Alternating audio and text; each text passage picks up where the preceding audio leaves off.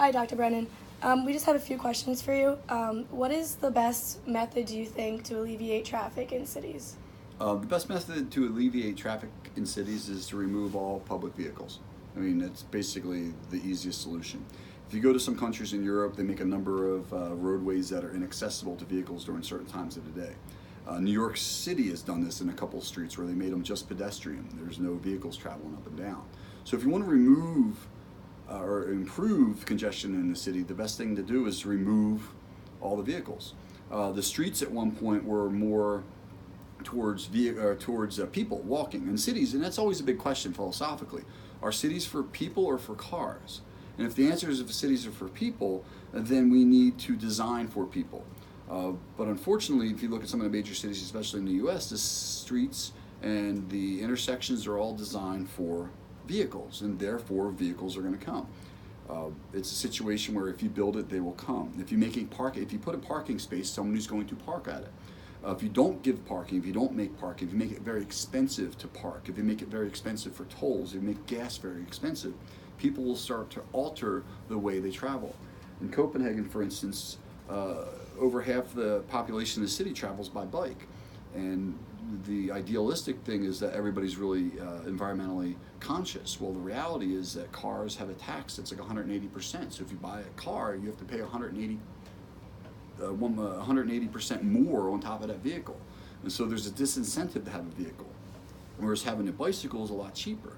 So as you start to change how things are priced and you start to figure out how to design for a pedestrian, for a bicycle, for a person, and then you're going to start to reduce that congestion.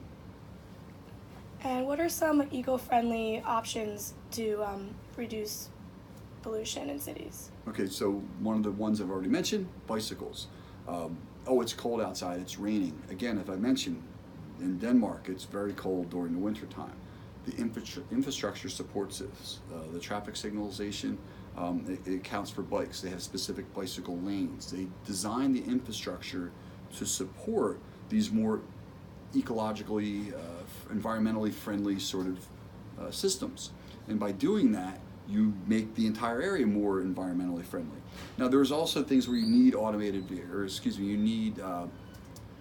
powered vehicles. And so if gas prices were really expensive, so the vehicles become smaller.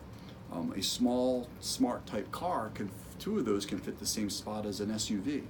And so as you start to decrease the size of the vehicle, you start to increase the amount of space available, thus reducing congestion once again, or at least congestion density. So these are just a couple items that might be something to look into. Also, the public transportation system. If you have one bus carrying a whole bunch of people, they're going to take the place of, let's say, 100 vehicles if the bus can carry 100 people. In the U.S., we have on average 1.1 people per vehicle. And so if you want to increase that rate so you have 2 or 3 people per car, we have to find out alternative ways of doing that, incentivizing people with HOV lanes, and making it more expensive to drive in the city as a single vehicle. These are just items that could be applied to help a city develop a little bit more ecologically. Perfect. Perfect. Thank you.